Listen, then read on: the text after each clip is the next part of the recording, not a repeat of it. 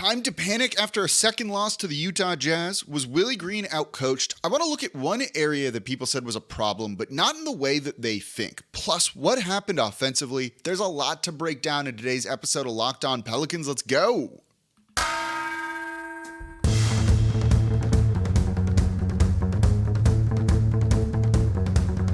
You are Locked On Pelicans, your daily New Orleans Pelicans podcast. Part of the Locked On Podcast Network, your team every day. Welcome to another edition of Locked On Pelicans, the daily podcast covering your favorite team, the New Orleans Pelicans and NBA, part of the Locked On Podcast Network, your team every day, available wherever you get your podcasts and available on YouTube. I'm your host, Pelicans Insider, credential member of the media, Jake Madison, at NOLA Jake on Twitter, here with y'all on this Friday, recapping another Pelicans loss as they fall to the Utah Jazz in overtime, 132-129. Time to panic? Actually, I don't think so. And I want to break down some very specific things that we saw in this game. Was defensive rebounding a problem for New Orleans? What went on defensively? And how can they fix some of the things on offense that we saw? Because frankly, this was a very winnable game for New Orleans. Went to overtime, after all. And thank you for making Locked On Pelicans your first listen today and every day. We're here Monday through Friday for y'all, breaking down everything you want to know about this team, the good, the bad. We're here no matter what, breaking it all down with sometimes big guests like Larry Nance Jr. in yesterday's show. So thank you for making Locked On Pelicans your first listen.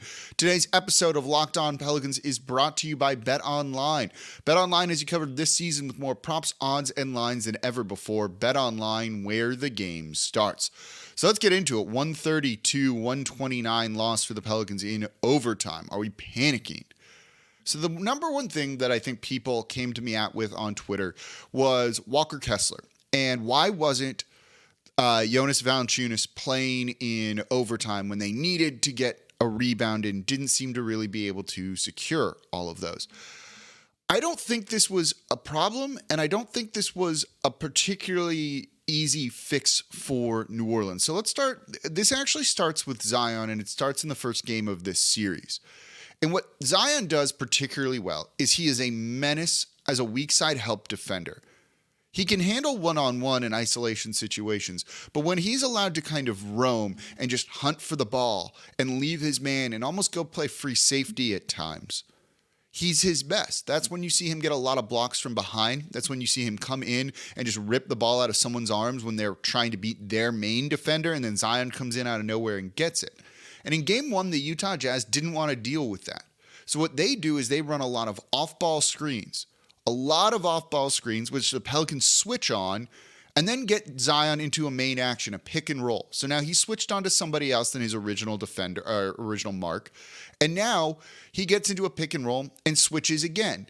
And you saw it in particular in this game. In game one, it led to Zion getting in foul trouble. When he had to sit down with 3 fouls in that first half, 2 of those were defensively because the Jazz put him in main actions. They made him the primary on-ball defender instead of being that off-ball weak side help. This, you saw the same thing. Go back and watch this game again if you want, and I don't have the numbers in front of me with it yet. But he was matched up on Jordan Clarkson a lot, wasn't he? How many times do you see Jordan Clarkson trying to drive by Zion and get downhill and get to the basket, or Mike Conley? They did the same thing. They wanted Zion as an on-ball defender, and to his credit, he did really well. There was a possession where he guarded both Clarkson and Olenek in the same possession and shut them both down. He can still do that. He's a good defender now. But that's what they were looking to do. If Jonas Valanciunas was out there on the court in the fourth quarter or overtime, they would have done the same thing to him. And here's the problem with that. He would have been matched up on someone who's a guard, 6'3", and that guard would have blown by him because Jonas doesn't defend well in space, or he would have left him open at the top of the three-point line because he's trying to drop back and guard the rim, which is just his natural instincts in what he does. It wouldn't have worked. Larry Nance Jr. out there can defend those drives from guards, can defend the three-point line, and defends better in space overall. And that's why he was out there instead of Jonas Valanciunas. The Utah Jazz in this game only had 11 offensive rebounds. That doesn't seem to be a huge problem. New Orleans, by comparison, had 19. Now, what Utah did with those 11 rebounds was go and get 26 second chance points. New Orleans had 25 second chance points on 19 offensive boards.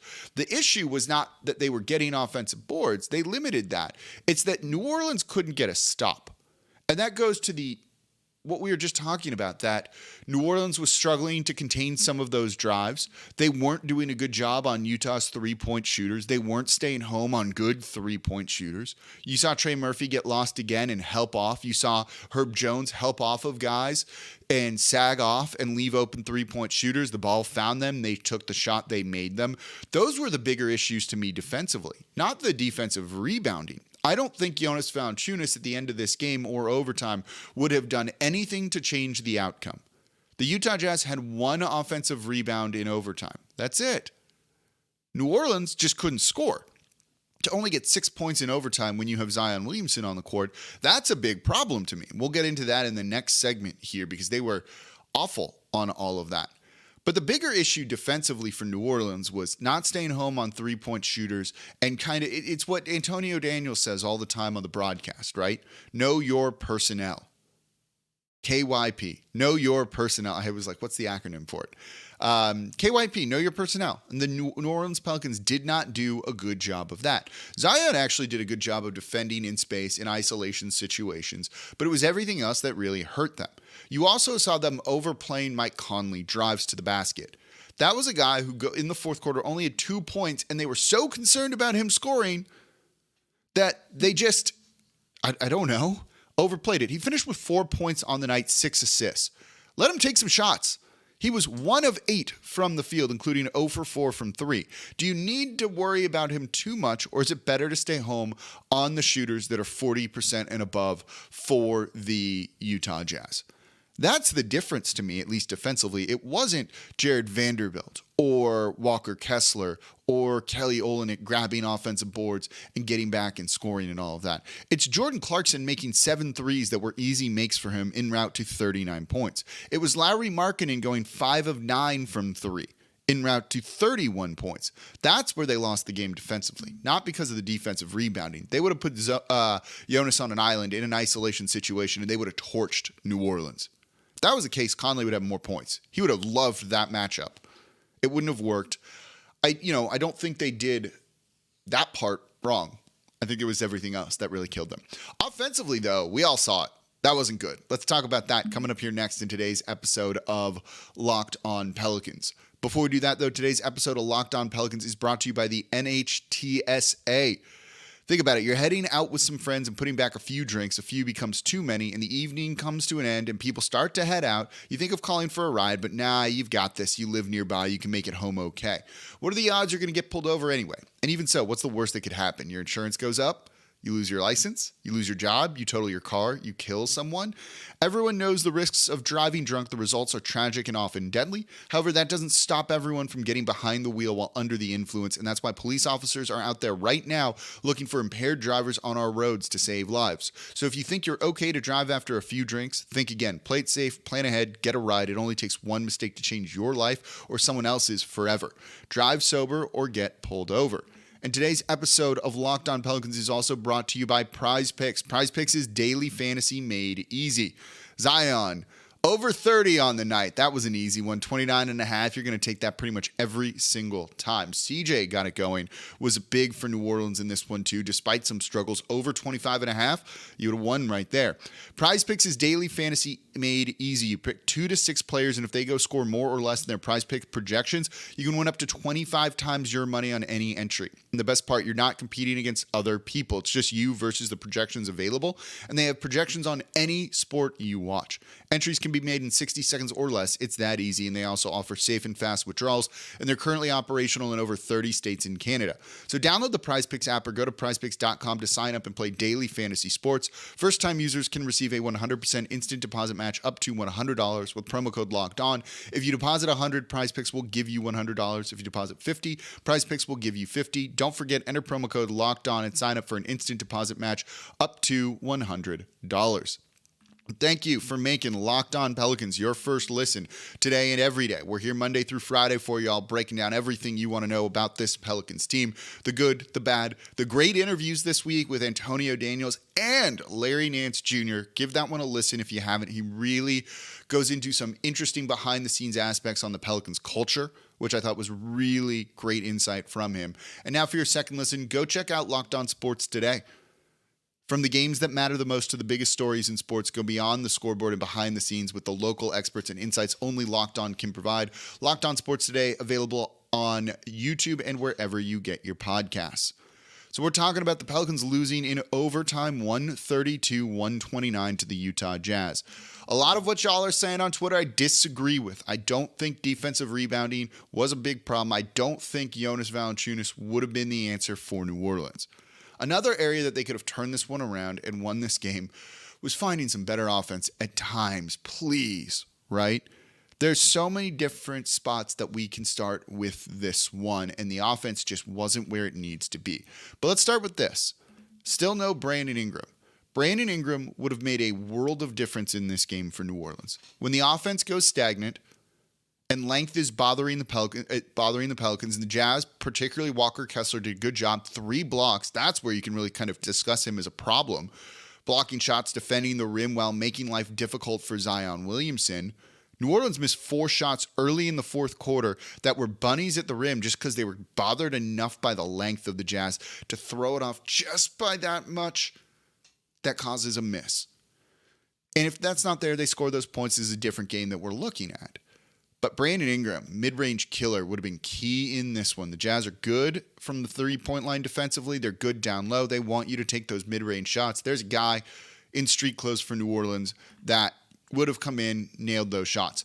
I've seen a lot of people being like, he needs to get back. It's just a bruise. It's not just like he has like a bruise like you get on your arm, right? This is a deeper, more bone contusion bruise thing. It's basically, I believe, closer to turf toe than not. That's tough when you're jumping, when you're running, when you're pushing off on your feet. Think about what that big toe does.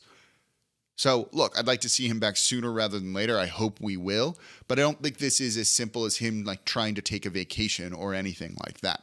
So that would have fixed some things there. The other thing you really saw them struggle with in terms of scoring in overtime, just 6 points, by the way, was just getting away from Zion at times. They can't do that. They just absolutely cannot do that. They need to go to him and run point Zion basically every time he's out on the court. I get you want to get CJ touches and let him kind of influence the offense and run the team. But Zion, point Zion is the way to go. We've seen this by now. If there's criticism I have of Willie Green, it's in that. This works. We know it works. Why? Why are you getting away from that? And I'm not quite sure. It might have been that Zion was just clearly out of gas at the end of this game. You could see how winded he was. He was trying his best. For a long time in this, it was just basically him on offense, kind of willing this team and getting them as far as he could. 31 points, 12 of 24 shooting, 50%, which is bad for him. 8 rebounds, 8 assists, 2 blocks, 3 turnovers, which is fine there, and only 2 fouls. He was excellent. And there's just not enough help around him at times to go out and get that, pick up that scoring burden.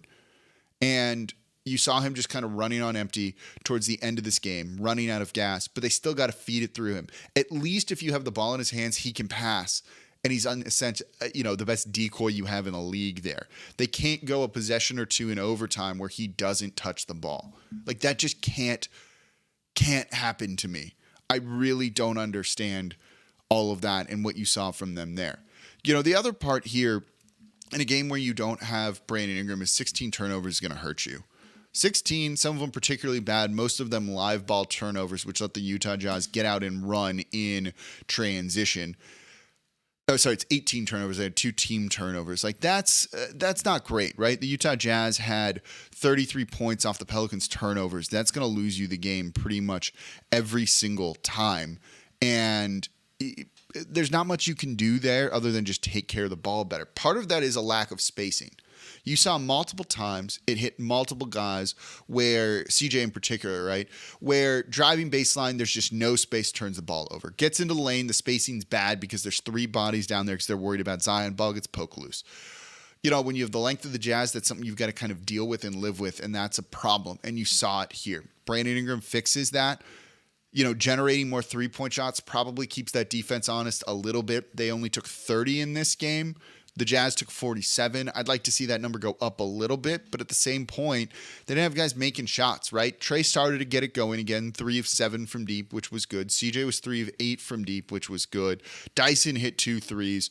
You still got to try and find ways to generate those looks just to keep a little bit more pressure off of Zion until you can get, another 20 plus 28-point scorer per game in Brandon Ingram back.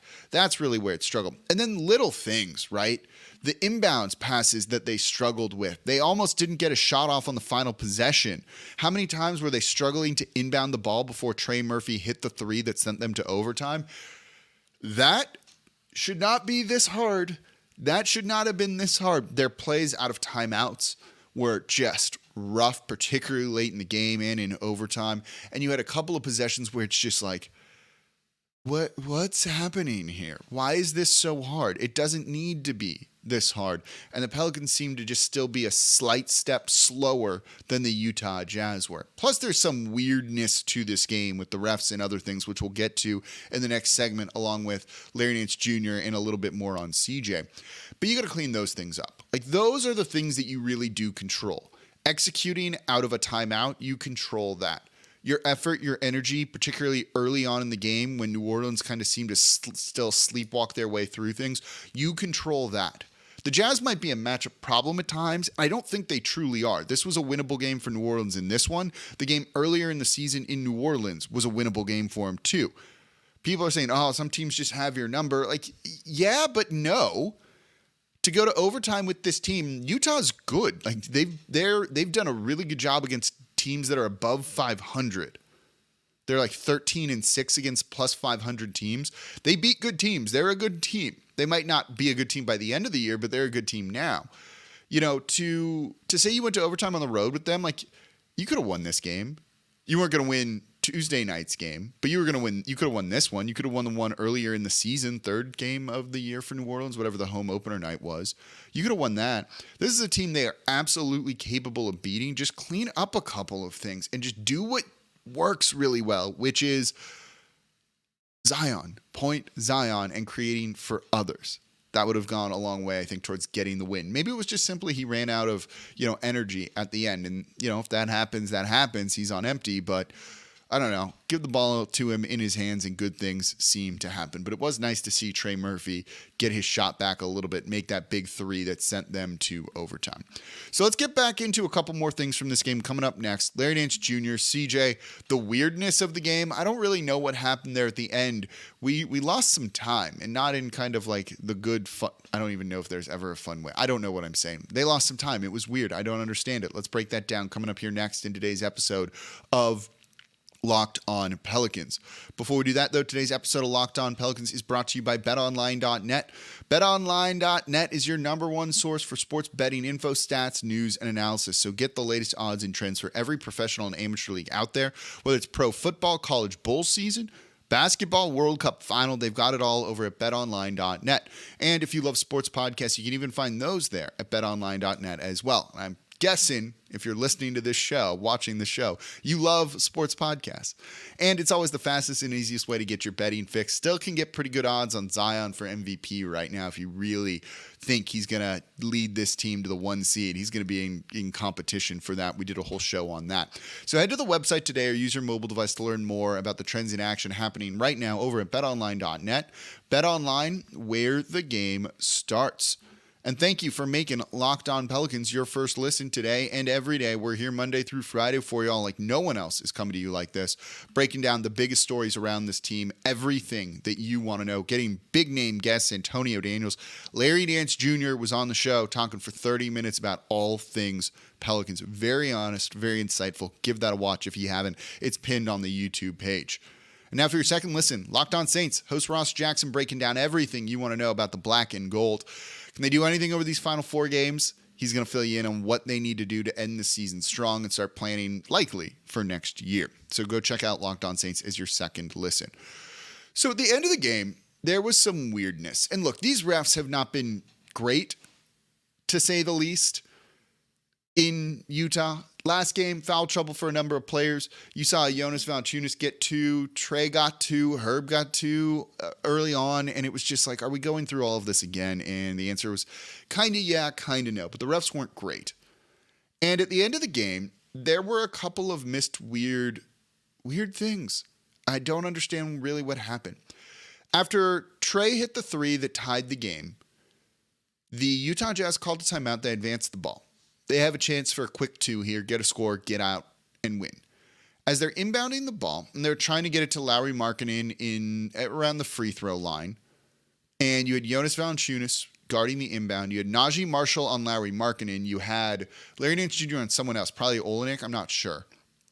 And as they inbounded the ball, and I don't remember who was inbounding it, they threw it off of JV's foot. 2 seconds left. Okay, it goes out of bounds. It's still Utah Jazz ball, same side out. And as they start to inbound the ball again, there's still 2 seconds left. They originally ran time off. It was 1.8. Should be like 0.2, 0.1, 1.3, something like that comes off the clock. But nothing did. And that's not the biggest deal there, but it gives Utah a little bit of extra time if they get a buzzer-beating shot off. And in theory, could influence things. So this time they inbound it. They move Larry Nance Jr. on to Lauri Markkanen. Markkanen tries to go to the low left block. You know, you saw the play, right? Ball goes up. Larry blocks it. And that's the end of the game. We go to overtime. Except they called a goaltend. Reviewed it. Was not a goaltend. And then they still went to overtime. Larry, when he blocked the shot and controls the ball, has 0.8 seconds left or something like that. Maybe it was a little bit less than that left on the clock. Probably enough time to, draw up an inbound play that the Pelicans probably would have screwed up and get like one last heave or one last moon shot or something. Devontae Graham's good at those for the Pelicans. And that didn't happen. And it was weird. And I don't understand why. Where does the time go? If they blow the whistle on a goaltend and then they say, oh, we're going to go review it, the whistle stops the play. There should have been time left. So, or you go and review it and you're like, oh, okay, we blew the whistle. It was wrong. We overturned it. Here's how much time is left. I don't know the rules on that. And this might be normally what happens, but it is a little bit weird that time just kind of went off the clock and we went straight to overtime.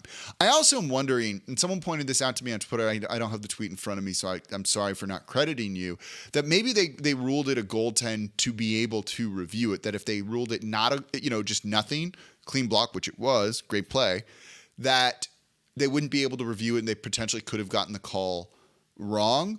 And it's kind of like what in the NFL, if you think a guy's down but the ball comes out, you may as well just call it a fumble and then you can review it and just kind of go back to the spot and be like, oh, he was down, it's no big deal. I wonder if they were doing that there. Still a little bit weird. We didn't get any explanation on that. Willie Green said that after the game. Same with Larry Nance Jr. Just a little bit strange. And Larry Nance Jr., by the way, really good performance from him. I thought he did a good job on Walker Kessler trying to control the boards. He had a massive tip out on that Trey Murphy game time 3. That doesn't happen unless he just swats the ball back and New Orleans retains possession of it. 13 points, scoring down low, made a 3. Did everything you could want from him. Again, I don't know if JV was the answer. I don't think the rebounding was a huge problem for New Orleans. Some of that reared its head at, ugly times, and you didn't like that.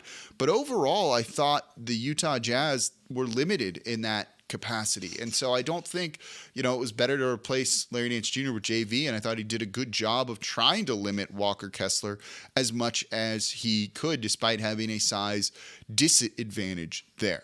But he was great in this. His rebounding is tough. He gets to the right spots offensively. He does just kind of everything you need him to do. I'm going to be a little bit biased given I interviewed him yesterday. Awesome player. Love to have him on the team. CJ did get going in this one too. 28 points from him, 3 of 8 from 3, which you like to see on 25 shots. So it's positive shot efficiency there. He dished the ball out a little bit more here in this one, 4 assists. Times a little too much hero ball at the end, and you're kind of wondering what he was doing. The final shot, he had a chance to get a 3 off to tie the game in overtime, and way short after, I don't know. It wasn't the prettiest. He dribbled back out to try and take the 3 instead of going for a quick 2. I don't have a problem with that. And then just almost a little bit of indecisiveness, trying to find the best way to get the best shot. And at that point, either make a decision or get it to someone else who maybe has a better look. Maybe could have drawn contact with Jordan Clarkson, who came flying, though I don't think he would have been able to get that shot up in time and get that foul call. But at least it's nice to see him trending in the right direction when it comes to the shooting, when it comes to the offense. Just go point Zion, let him fit into that, and I think you've kind of solved that problem. So I don't look at this game as one that I'm really panicking about. Better defense, know your personnel, a little bit better offense, more points Zion, add Brandon Ingram back into the mix, and I think New Orleans is still in a really good spot. Let me know down below in the comments, you worried, not worried after this one. And that's going to do it for this episode of Locked On Pelicans, this week at Locked On Pelicans. It's been a fun week. Thank you for being along for the ride here. Thank you for making Locked On Pelicans your first listen. And as always, I'm your host, Jake Madison, at NolaJake on Twitter. Enjoy the game Saturday, and I'll be back with y'all on Monday, another game day, as the Pelicans take on the Bucks.